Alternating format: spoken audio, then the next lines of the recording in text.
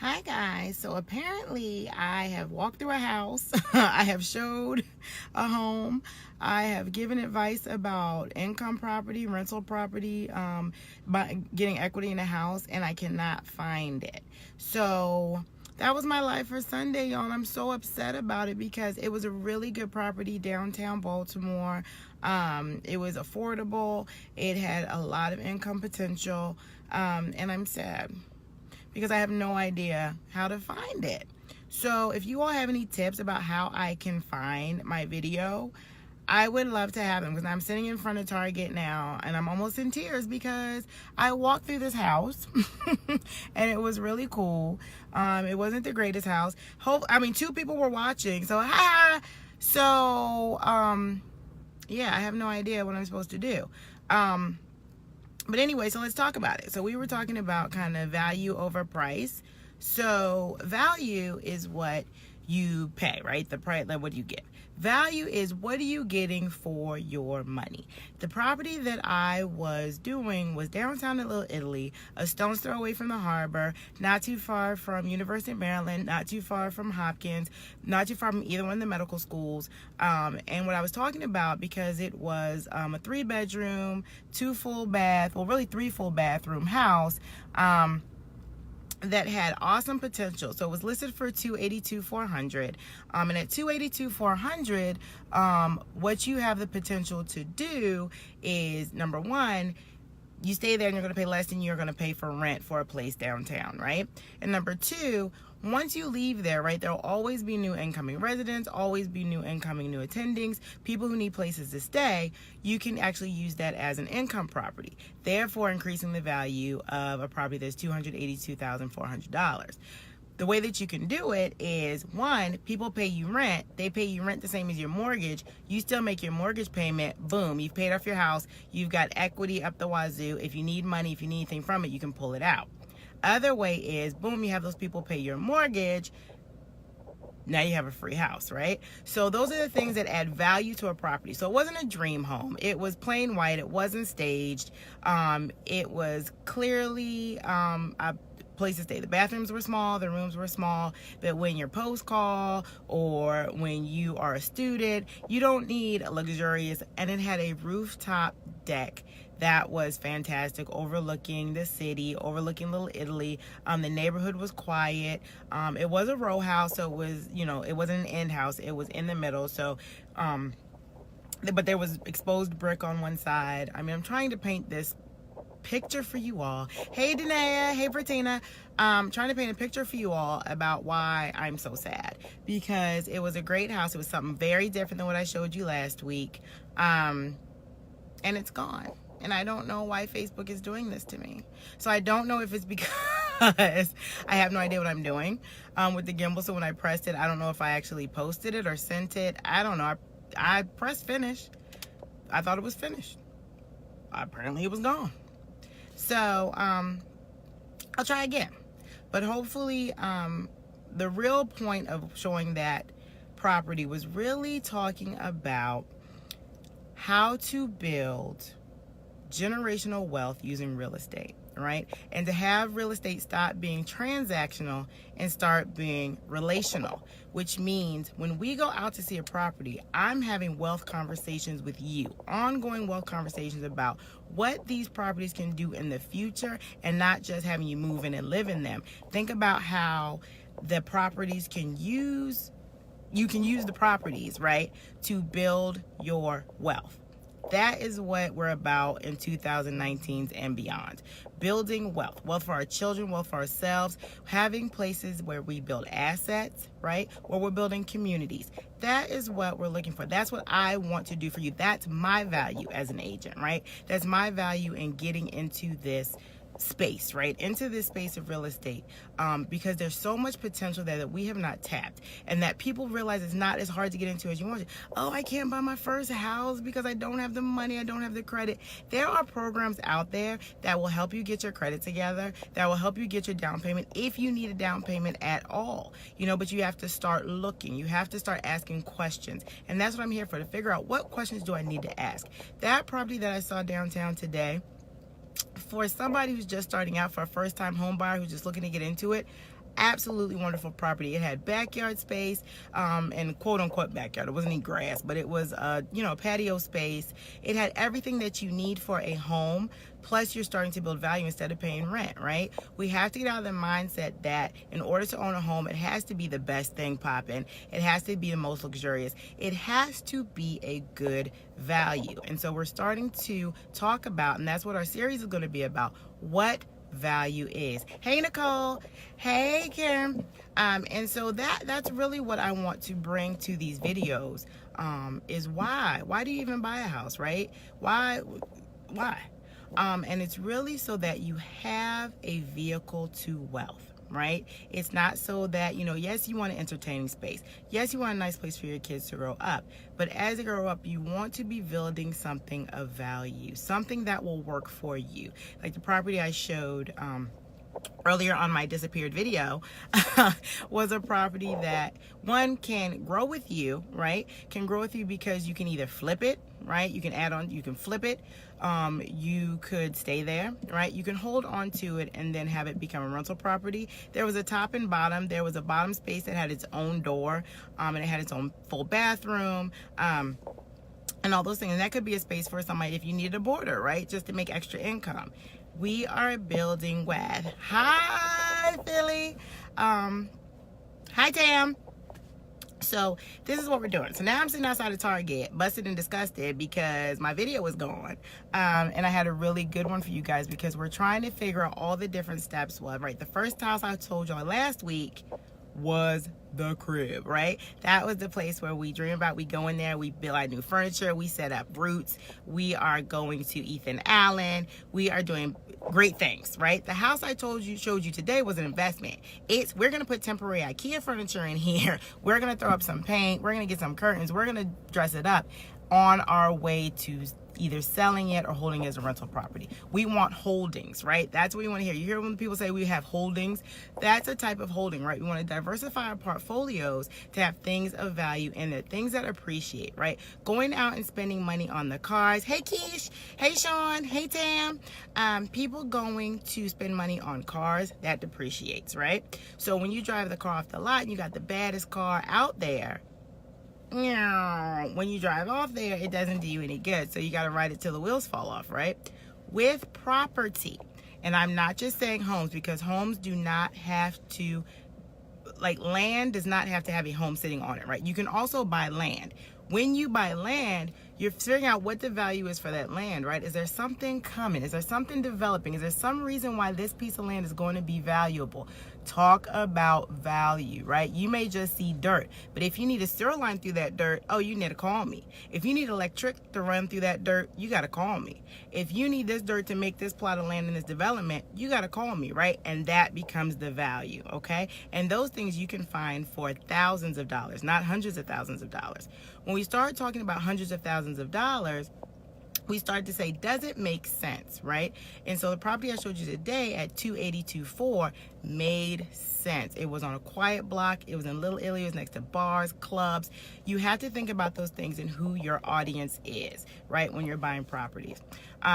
So if y'all have any other questions about properties, let me know. Like, I'm so glad some more people came back. Hopefully some people saw my live and it's not floating in Cyber City somewhere, because I got up, you know what I'm saying? I got dressed. I put on my official, my pen.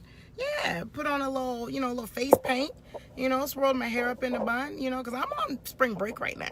Okay, so I did that because I really want to start this series teaching people how to find value in real estate. And value in real estate doesn't mean a pretty house. Sometimes it means a house that needs some work, but when you flip it, it's in an area where it's going to be worth major dollars, right, in holdings. So that's what we're talking about. I didn't want to keep you guys on long. I just wanted to share my disappointment, my heartache, and my heartbreak, okay? But shout out to Dr. Ali Rincon and my sissy Denise Boston, who actually came in and watched it. Keish is official girl, the pen. Hey, Shaniqua, my inspiration. How are you, darling? And I'm just so happy that you all are taking the time, because as we get older, we grow up and like childish things are over, right? Buying designer clothes, if you can do it, it's all good. But you need to learn that you can take that same $1,200 and flip it into property. Property and land do not erode. Your jeans will get too small, they will go out of fashion. Property is forever, okay? And it holds value. And so we have to learn how to spend our dollars wisely and spend our dollars thinking about our children, right? Because student loan debt is out of control, right? So that's one of the reasons why I decided to get into real estate, because I want to have something ongoing and sustaining for my children. I really don't want them to have to take out so many loans. So I can tell them, you know, baby, follow your dreams, get the scholarship money, do what you want to do. We set you up for that. But in the end, I got your back, and I can kind of fill in those gaps. And that's what I want to do. I want kids to start out on a good foot, right? So they can be dressed up from polo head to toe, but if they don't have anything for the future, what have you really gotten them? So where you want to start? Hey Keish, so listen, looking for a house now. This springtime is going to be popping in all up and down the East Coast, actually, because inventory is going to be great, prices are going to be great, and the things that are being built, if you want a new, is going to be great. And people are really understanding how well they have to maintain their homes. And like I said, HGTV doesn't set you up for wealth. They set you up for it looks good, Magnolia Homes. Those people don't own any of that stuff. When my girl gets through and takes all her Magnolia Home stuff out, that's what they're left with. And so you just getting the real part of it, right? Starting to understand how to use credit, how to leverage your properties, how to leverage yourself to figure out, do I even need to bring a down payment? If I've never bought a house before, I may qualify for stuff I didn't even know about. So getting to know how to find a lender, how to find a real estate agent, and finding a real estate agent of value. It's one of the reasons why I got into the game. So I'll tell this quick little story and then I'm out. So the reason why I got into the game really was, my husband and I had already had a house, but we were outgrowing the house, right? We had a 2-year-old son. We're like, we need more space, man. And so I've always loved to look at houses. I've moved a lot of times when I was little, and just, you know, I love to go look. I love to look at houses. I look to look new houses, things that are for sale, the way people keep their houses. I just love real estate and looking at properties and land, and just those kind of moves are in my head all the time. So I go and I start looking, right? Before we even find the lender, before we know how much we want to spend, I'm looking. I'm seeing what the market is. I'm seeing what's going on. I'm seeing the different areas I want to live, right? And so when I found the lender, I did a physician loan, which is awesome for doctors not taking advantage of physician loans. It is amazing. It's somebody who finally understands that I don't have 20% to put down, but I do have a job that will pay me where I can pay my mortgage. So when you find those, you know, hold on to those. And there are other professional loans too out there, but you really got to just search for your lender, right? Hey, Aisha. Hey, Sean. So the things that you want to do, first I just went out, was looking, and I found a couple of things. And so I got an agent, right? I'm telling the agent what to do. The agent didn't really bring me value. The agent would just be like, I'm like, I want to go see this house. This is how much I want to pay for this house. And so I found my own house. I negotiated my own price. And I really did it myself. And I was like, I could do this for people and be way, way more valuable to people, because we're going to have wealth conversations. Wealth conversations mean, with this house, will it appreciate? Right now I live in a house, that's right now worth almost $80,000 more than what I paid for it, right? And it's on 3 to 4 acres. That land is not going to change. It belongs to me by deed. Well, it belongs to the bank because I ain't paid it all off yet, but it belongs to me in terms of assets, right? And it is appreciating, not depreciating. This car that I'm sitting in right now is depreciating, but it's paid off. So when the wheels fall off, you'll see me at the dealership buying a used car, but until then, no. So these are the conversations you need to have. If your real estate agent is only taking you out to see houses and you're not having wealth conversations or value-based conversations, you need to rethink what you're doing with these people, because the game has changed, right? The digital space, those things about Zillow, getting your Zestimates, which are trash. Let me just tell you that. Redfin, trying to cut out the middleman. It's because people don't understand, and the real estate agents haven't made it clear what the value of their service is. If you work with a real estate agent, especially a buyer's agent, they should bring you, hey, this is hot. This is why your money is going to spend better in this area. It may not be the cheapest. Do not get price and value confused. Price is what you pay for it, but value is what you're getting. And always the cheapest thing is not always the most valuable or the best choice, okay? And you want to get houses that you can afford. I'm talking to you, Atlanta. I see all these houses in Atlanta that are out of control. I'm watching, you know, Mocha, who's the people? I'm watching Married to Medicine and all these, and they're living in these humongous houses, and probably the front, I don't know. I feel like a lot of them are not valuable. What you're going for is flash and cash, 2-story, you know, closets and all that, but when you leave, who's gonna buy it? Right now, Adam Jones has a house, who was an ex you know, baseball player for the Orioles. Well, he's still playing baseball, but he's for the Orioles. Is moving, and so he bought Cal Ripken's old house. Cal Ripken bought that house built it for $14 million or some such. Tried to sell it for $9 million, and now it's on sale for $3 million. Nobody's gonna buy it though, because it's not a good value. What do I need with a movie theater, basketball court, whatever all is out there? It's amazing. And I'm gonna see if we can sneak and go see that property as like a broker's open, and see if she'll let me film it so I can show y'all. It's a gym in there, it's like a reverse savings, but it's like all these things in there, but it's not a good value unless you just have money to burn, right? So hey, Tange.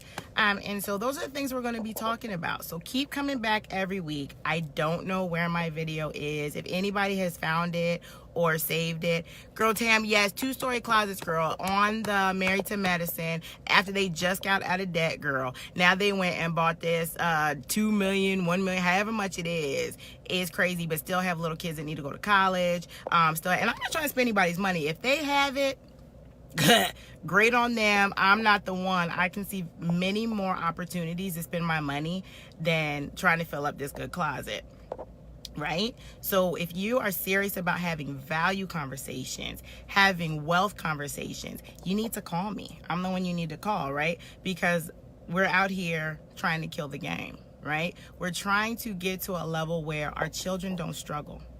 Our children understand value, not price. And they understand that trends don't last, but there are some things that you spend your money that are forever and people can't take away from you, okay?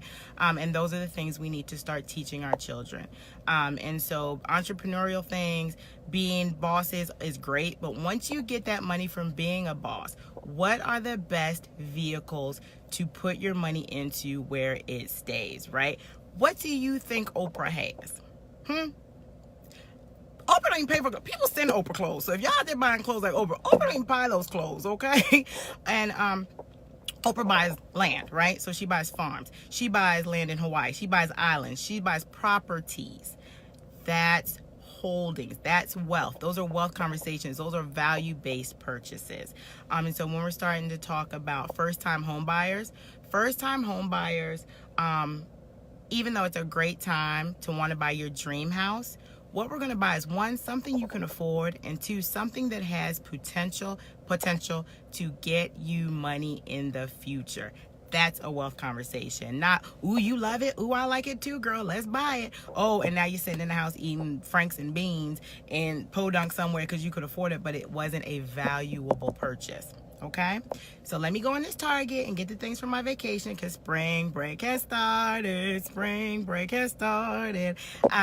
I love you all. Keep coming back, please. Hey, Kendra. Any questions that you have, please send them to me. Follow me on my page, Michelle Davis Dash, the House Doctor. I I prefer no medical questions, but if you'd like to ask me a medical question, that's fine too. I'd love to answer. But we're really going to have wealth conversations. And don't be scared. Keish, call me. You can call me anytime. Don't be afraid to get into the real estate game, right? Even if you make a mistake, you'll make a mistake that adds value because you're buying something that is valuable, right? Property remains valuable because nobody is making more earth, right? There's no more planet Earth, right? There's no more earth going to be made, okay? Just like in New York City, the value is so high because they have no more space, right? They have no more space, so they start building up, and everything's on a premium, and that's why. Because land is of a premium. God is not making any more earth. Unless we're moving to the moon, which may happen, moving to Mars, what they're trying to make inhabitable. But right now, the piece of land that you own is your plot of wealth. If you think of it like that, the more plots of wealth that you get, the more of this earth that you own, that's valuable, right? That's what matters, right? So it's okay to like nice things. It's okay. I like nice things. I like to go get but it has to have value. And as you get older, that conversation definitely becomes very different than, say, a conversation you would have with a 20-year-old. Some get it, and some don't. Hey, Jordan. Hey, a financial planner. Yeah, we're gonna have a conversation about that too. And for all the people where I suggest you going to like a Barnes and Noble or somewhere and getting like maybe Investors for Dummies. For physicians, they have a book called The White Coat Investor. People really like Dave Ramsey. Getting those people to suggest a financial planner for you, because sometimes a financial planner, like if you use like Ameriprise, those are people who kind of put your assets around. They don't say, hey, you need to put $55 in this every 2 weeks. And that might be what you need. And so you need somebody who's going to be tailored to you. But I'll have a small little thing on that too. If you keep watching, we'll talk about that too. Hey, Tiff. But yeah, especially for professional people, there are ways that you don't have to be rich. Your credit score does have to be a little bit more when you're talking about no money down. But for first-time home buyers in every genre, like in every socioeconomic situation that you're looking for, there is a program where they will help you kind of figure out what you can afford, figure out how to get you into these programs where you may have to come with even 2% down, sometimes no money down, as long as you take some courses. And so just looking around for lenders, looking at places. When you go out, just be interested in what is going on out here. What are places going for? What are people doing? Are they selling? Are they renting? What's going on? And figuring out how you fit into this. These are wealth conversations. I cannot say it enough. I would never want to be famous. That's not the goal. But baby, please believe I want to be wealthy. And I want to be wealthy in heart, body, mind, and pockets, right? Because all that together makes for a blessed life. And a blessed life for your children that will be in perpetuity. And that's what we're looking for. So I've said enough. I got to go to Target. I love y'all. Thank you so much for watching. Please keep coming back. Please subscribe. We'll keep having these conversations, which are what? You got it. Wealth conversations. You want me? Call me, text me, email me, all those things. And I don't know what happened to my video. I'll do better next time. Exactly, Keisha. Keisha said something that's key. I'm paying so much for rent right now. I know I should be in a house. And now that you have this rental history, that you've paid your rent, you take that, you find yourself a lender, you find yourself somebody to help with your credit, you find spaces, you keep looking, you see how much you pay for rent, and look for houses that are in that range. If you break it down per month, in that range, I'm telling you, you can find something that's a better value than you paying rent and not having anything to show for it. Okay? All right. I love you guys. I'll see y'all next week. I may pop in the middle of the week because I'm on spring break, and we'll have another wealth conversation about the stuff we've been talking about, first-time home buying, and just finding valuable properties and having these wealth conversations. All right? Peace out. Love you guys. Bye-bye.